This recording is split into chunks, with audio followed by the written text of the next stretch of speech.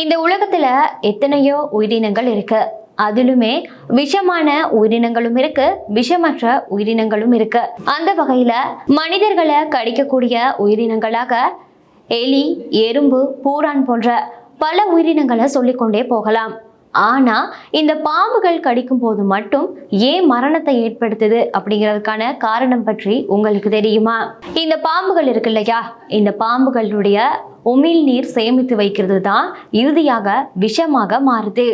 பாம்புகள் விரும்பி சாப்பிடக்கூடிய உணவுகளாக தவளைகள், எலிகளை சொல்லலாம் இல்லையா? அந்த வகையில பாம்புகள் மனிதர்களை கடிக்கும் போது இரத்தத்துல விஷம் பரவி உடனடியாக நரம்பு மண்டலம் பாதிக்கப்படுது. இதற்கு பிறகு நரம்பு மண்டலம் பாதிக்கப்பட்டதுக்கு பிறகு கை மற்றும் கால் மறுத்து போன மாதிரியான உணர்வை ஏற்படுத்துது.